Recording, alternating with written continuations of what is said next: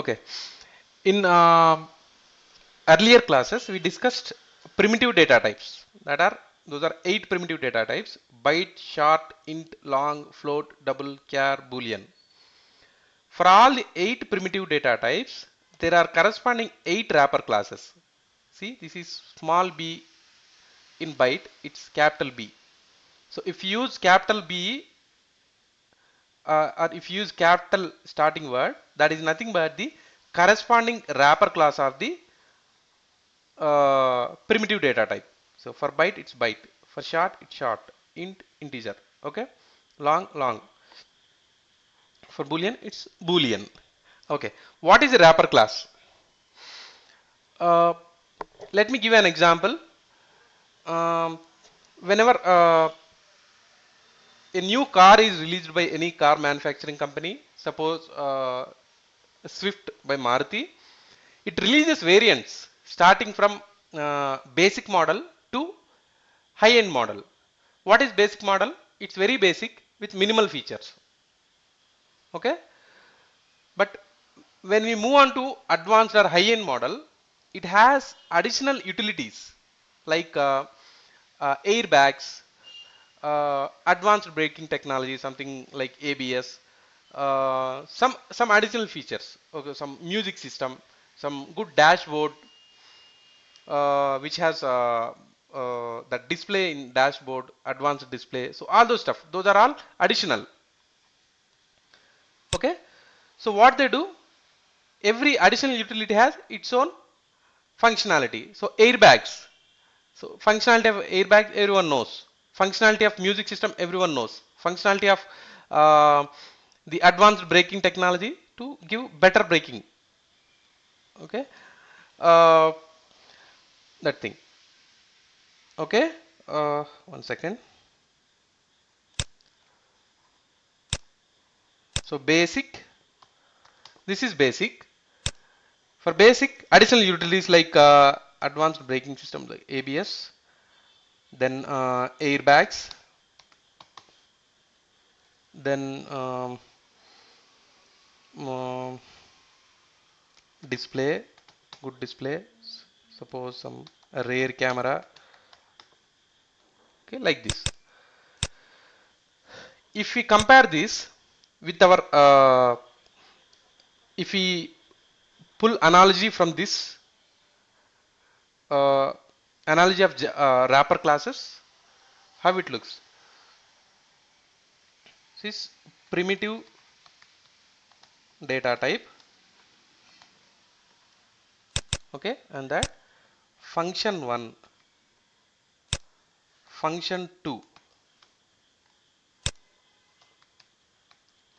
3, function 4. So we are actually wrapping primitive data type, that is very basic. Primitive means very basic, starting. Okay, okay. To that we are giving additional functionality, or we are wrapping a primitive data type into a class, giving it object and appearance so that it can use all the additional methods which are already present in that class. Okay, now this is, okay, this is just your primitive data type. Now it's wrapped so that it can use the other functionality present in that wrapper class, like this. Okay,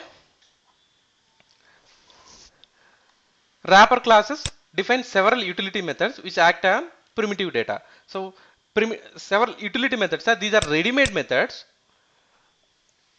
which are already there. If this primitive data type is wrapped, then that primitive data type can use those additional utility methods. Okay, we'll get into details. We'll come to know. We'll come up with a new package for wrapper classes. New class. No, we need to create package. wrapper classes that create a new class called wrapper class example. Okay, I'll make it main. Okay, first we'll start with primitive data. What are primitive? Int I equal to 10. Int is a primitive data type. That is very basic data type. If I need to wrap this, for int we know there is integer is the wrapper class of int.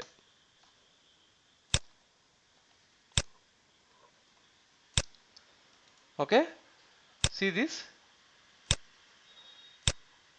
For int is the primitive data type. Corresponding wrapper class is integer. Using that, I will create an object of integer I. How to do that? Integer int object equal to new integer. This is the constructor. Integer is the class, wrapper class. Okay, wrapper class is nothing but it's just like any another class. So for every class has a constructor. Okay, so new integer. I'll pass the value of I. Okay, see now this primitive variable I is wrapped into this object, int object. What is the advantage of wrapping? Now if I take this object, give a dot, see there are n number of methods which act on that. So these are ready-made methods.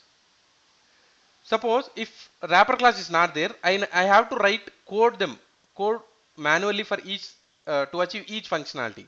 But in integer class there are already provided. All that I need to do is just create an object using this I. Okay, so for this I have created corresponding integer object.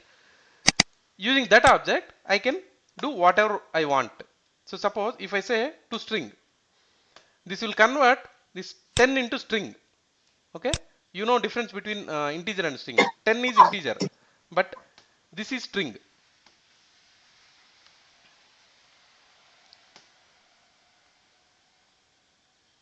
Okay, so this is string, but this is integer. So if I want to convert this I value to string, there is already a method which is available in this wrapper class, integer wrapper class, which I can access using the object of it. Okay, this is the object, this is the method. Suppose if I print it,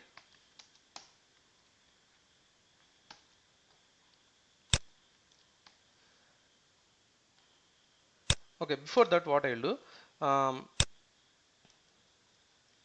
see this toString method is returning a string. Okay, whereas this int object is an integer object, but we are converting that integer to string. After converting that string, since it returns a string value, I will put in a string. Put it in a string. I'll print that string. Okay, now I can do all the string operations on it. String dot caret 2.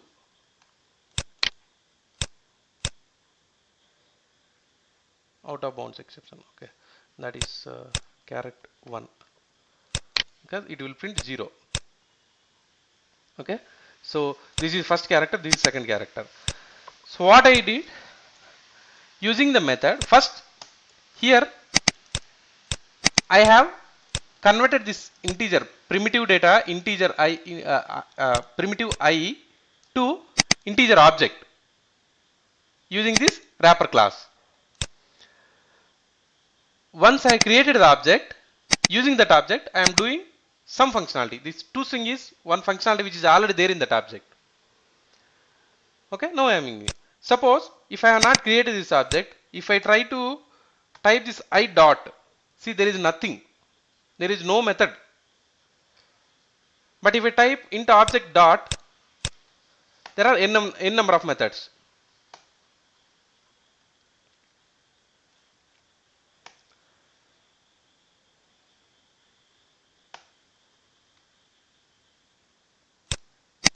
Okay, I have to pull this out.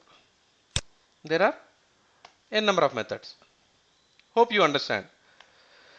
So by wrapping a primitive or very basic integer to integer wrapper object, I am able to access n number of methods which are already implemented in that wrapper class. Let us see another method. This is toString method. It just converts that integer value to into string.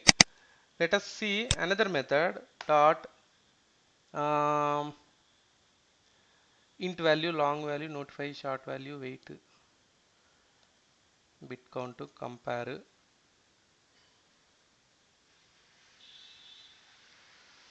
Okay.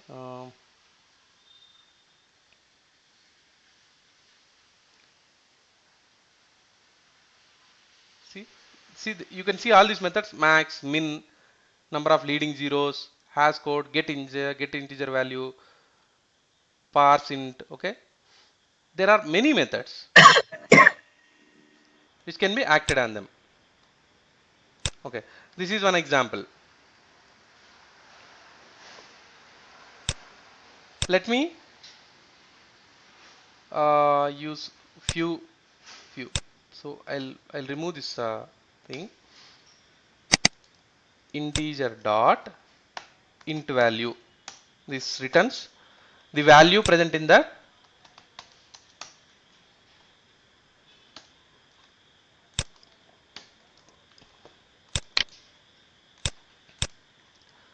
so it is giving me 10.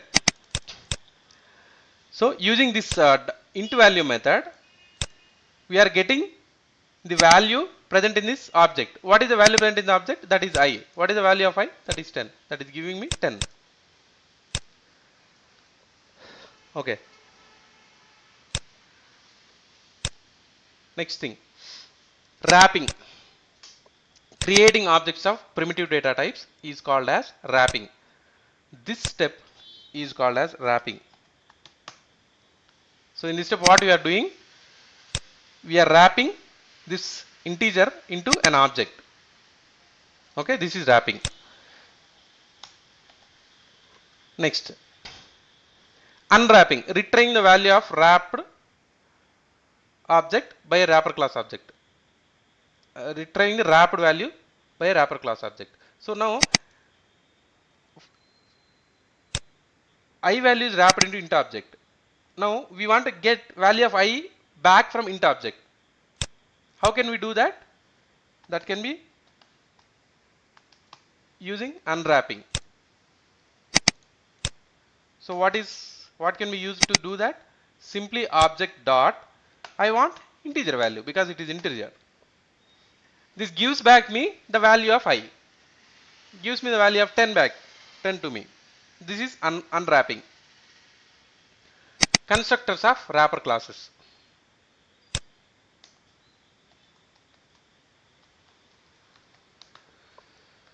As these are all wrapper classes, that means every wrapper class is a separate class. Every class will have constructors. Let's see the example of integer. I'll create another object, integer. This is int object, right? I'll create int object 1 equal to new integer. It should be in capital. Okay, it should be in capital. Integer. See, these are all, there are two constructors. One constructor with integer value, one constructor with string value. Let me go with this. What I will do, I'll give 100. SYSO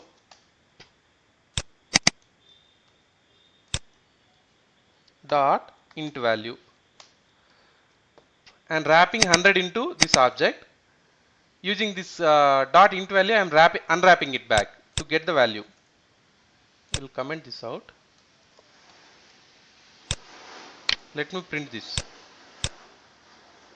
So this is constructor 1, where we pass integer value. 100 is an integer. There is another constructor. This is int object 2 equal to new integer. What is the second constructor? See, these two are not constructors. You know, the constructor will have same name as class. What is the name of class? Integer. The constructor name also should be integer. Integer, integer. These two only are constructor.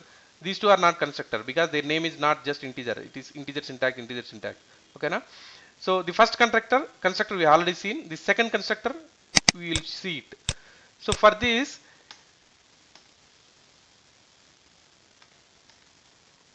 here the parameter is integer, but here the parameter is string. So I am passing the string. So you know the difference between integer 100 and string 100. Okay, integer 100 means just 100.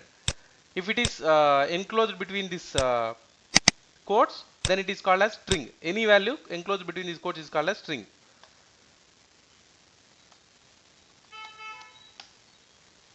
Int object 2 dot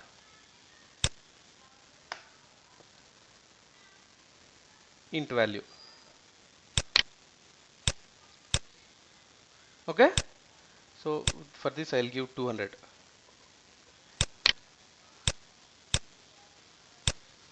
100, 200. So even though we gave a string value of 200, it successfully converted into integer. Why? Because it's actually the string itself has numbers. That's why it could do. Suppose instead of this 200, I'll give some Sachin. Let's see what happens. See, it thrown exception. It printed first line 100. Okay, but here it could not convert this Sachin into integer because the Sachin doesn't have 100 or 200. It has S, A, C, H, N, which are not numbers. Okay. So this is number format exception. If I change back, it will not throw any exception. Okay. So two constructors are there. Similarly, for every primitive data type. So far we have seen for integer. Let's see for another one. We'll see for double. Double example of double. So the primitive data type is small double. Corresponding wrapper class is capital double. Now I'll create a double object 1 equal to new double. So this is constructor. Okay. If you see, again there are two constructors which will take, since it is a double, it takes double value as one parameter. The first constructor takes double value as a parameter. The second constructor takes string value as parameter. Let us check with first constructor. Okay, so double value, we need to pass some double value. What is double value? Any decimal value is called as double value. So I provided 100.2, 100.2. I'll print db object 1 dot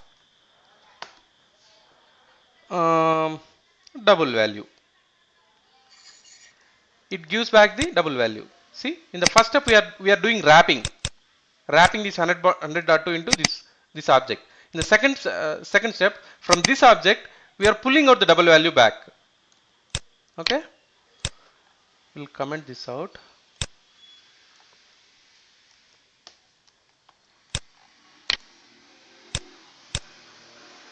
See, it's giving me 100.2. Similarly, we'll try with second constructor 2.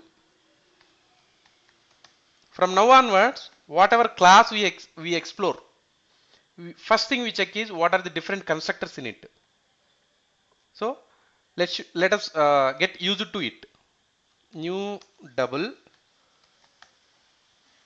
Simple way to check how what are the different constructors present in the class are simply class name, object name equal to new, again the constructor name. Constructor name is same as the class. Okay, so I give double here. Then see control space. It gives you suggestions. Okay, it tries to fill the remaining part. So now double value we already tried. The second constructor is to this we need to pass string value. Here I'll send 100.2 SYSO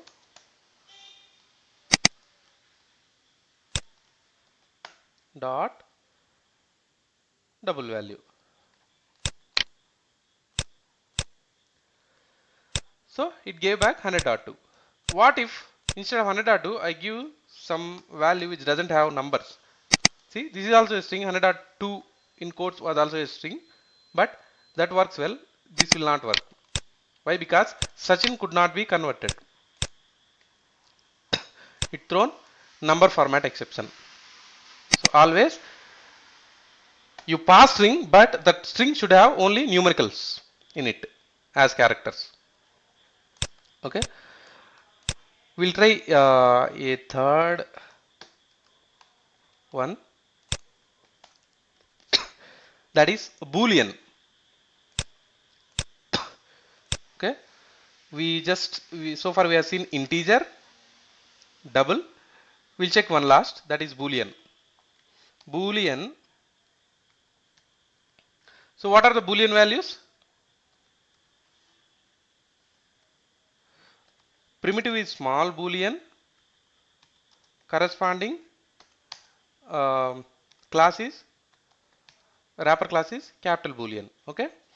Boolean can take values true and false. True, comma, false. Okay. Now, first I'll declare a Boolean variable. Okay. We'll directly pass a Boolean value to it. Boolean b n object equal to new Boolean control space.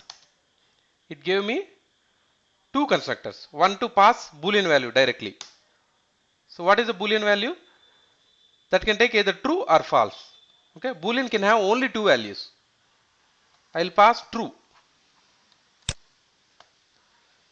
Okay, SYSO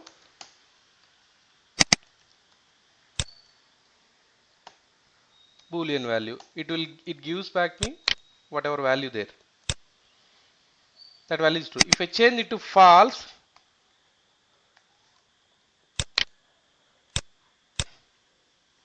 it gives back false. We'll try the second constructor too.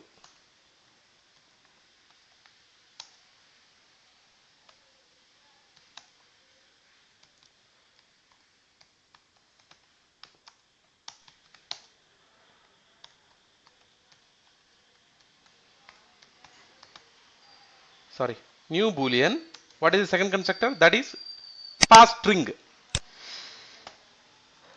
Okay, what is the string that we should pass? Pass true.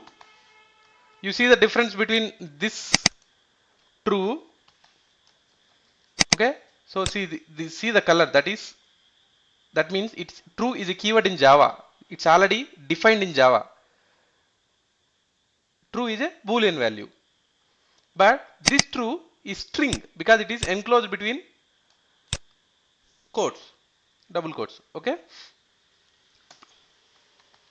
we'll try dot Boolean value. So this string true will be converted to a Boolean value of true. So it printed true. I'll change it to false. It printed false. I'll change it to some XYZ. it again prints false. Okay? Only a string value of true will be treated as true, and all other string are treated as false. See, this true is treated as true. Okay, so this is about boolean wrapper. Okay, so we know what is wrapping, we know what is unwrapping. We just saw the constructors of wrapper classes.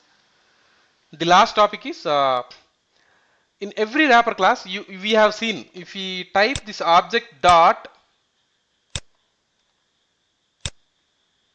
see this object dot, it is giving it too many number of methods, okay, which are ready-made methods which can be acted on this object.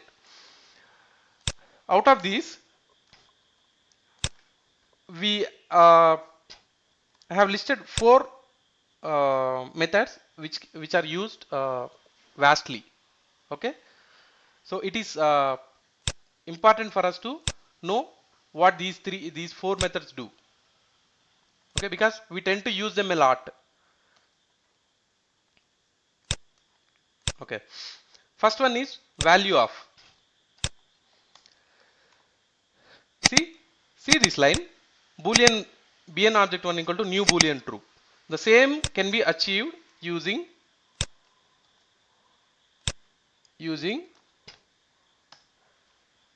we'll name it 3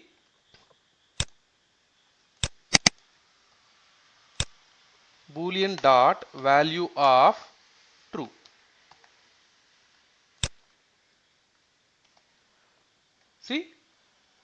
See this boolean object 1, boolean object 3. Okay, new boolean. Here I am using constructor. Here without using constructor, using this I am able to achieve the same thing. Okay, so I am passing a boolean true into this object. I am wrapping it. Okay, I will give integer example. Integer I equal to, or integer object I object equal to integer dot value of 100. Earlier how I did? Integer I object 1 equal to new integer 100. Okay, so here I used constructor, here I used value of method. Okay, there is no much difference. In fact, you can ignore this because you are achieving same thing using constructor.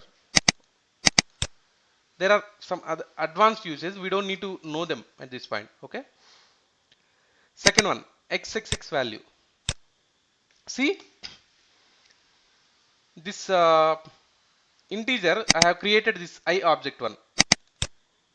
Okay, this is the integer object. I'll comment out them. So from this I can read int value I dot byte value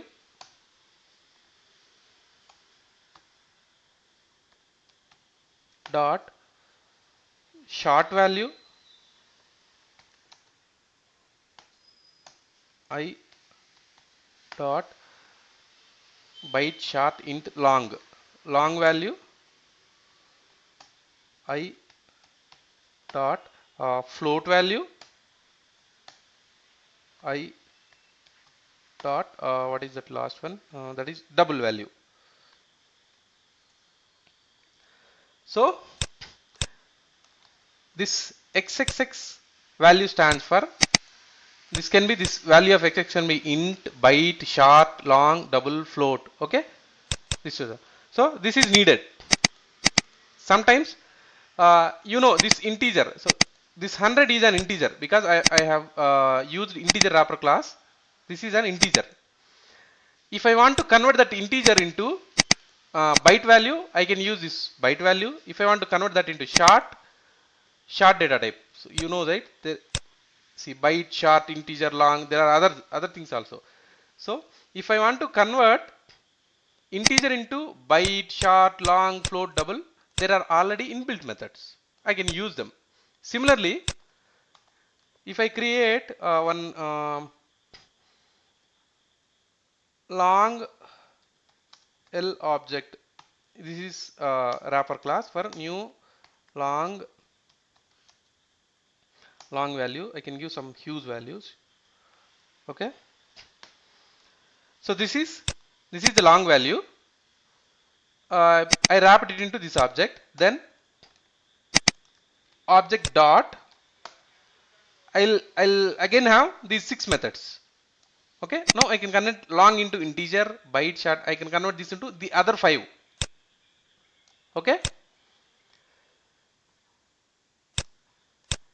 Out of these 8, except last 2, remaining 6 are first 6 are all are number data types. All are they represent number, but char represent character, boolean represent true false. So the first 6 they can be interchanged. So if it is declared long and if you want to convert into int, you can convert. If it is declared int, if you want to convert into long, you can convert. So for that internal conversion, corresponding to first 6 number data types, there are 6 inbuilt methods: int value, byte value, short value. Okay, those are. So that is the use of this value to unwrap primitive value from unwrapper object and to convert. Okay. Then parse. This is used a lot. Suppose many times when we read data, we read data as string. Okay. Suppose in a file there is some in one line, first line there is Sachin Tendulkar. In second line it was just 100. Okay. The first line is read as Sachin Tendulkar, which is nothing but a string like this.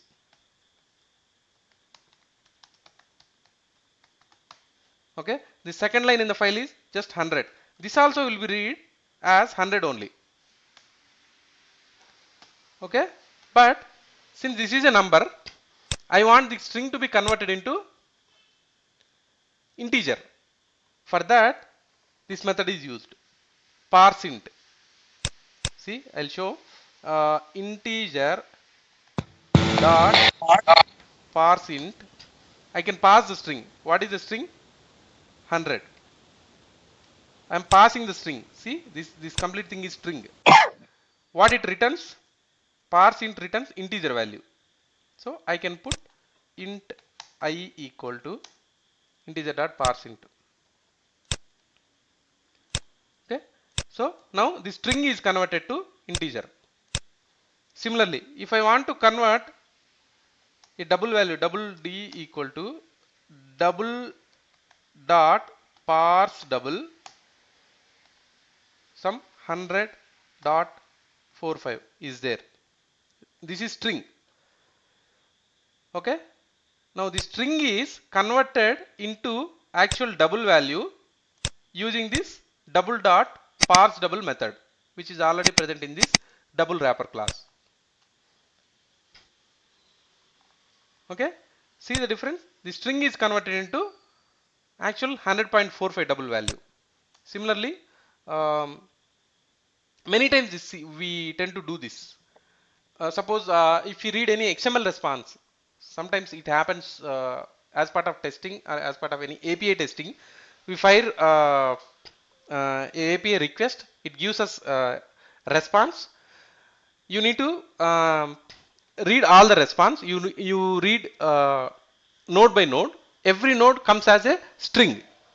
Okay, suppose in one node the value is Sachin Tendulkar name. In another node the number of centuries, the value is 100. Sachin Tendulkar also comes as a string. 100 also comes as a string. But we want it as an integer. Later, suppose if number of centuries is equal to 100, if you want to do this comparison, suppose if number of centuries is equal to 100, he's a greatest batsman. You want to print he's the greatest batsman. But if that 100 is string, you cannot do that. First, you need to convert it into integer value. Then write this: if I equal to 100, that is integer equal to 100, then print out is the greatest batsman. So that conversion is needed. So double dot parse double, integer dot parse int. If you want to convert it into integer, use integer dot parse int. If you want to convert it into double, use double dot parse int. Similarly for others also, short dot parse short, um, long dot parse long.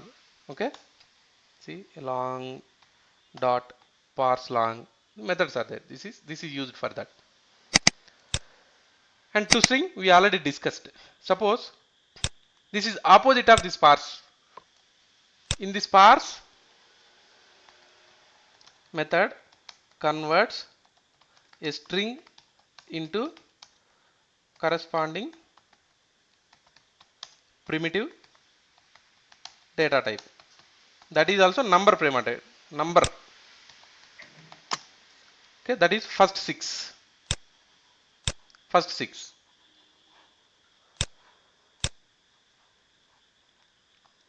The last one is that is toString. It converts primitive data into string. It is exactly opposite of parse integer. Here we have int I equal to 100. We want to convert it into string. How to do that? You first wrap it integer I object equal to new integer. See, in new integer I can directly give value of 100, or if I have already declared it here, so I can give that value also. Both are same. Okay? It is throwing error because this is already declared there. Okay, I100 is I object also declared somewhere. We will rename to I object 1. Okay, I is already declared as 100, so I am using this variable I. Or the other way to do is I can directly use 100. Both are same. So I object 1 dot toString. See, this toString returns a string. What it does?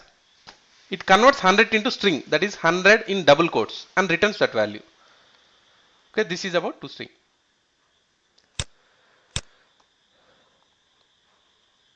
Okay, we are done with today's class. So we are done with wrapper classes.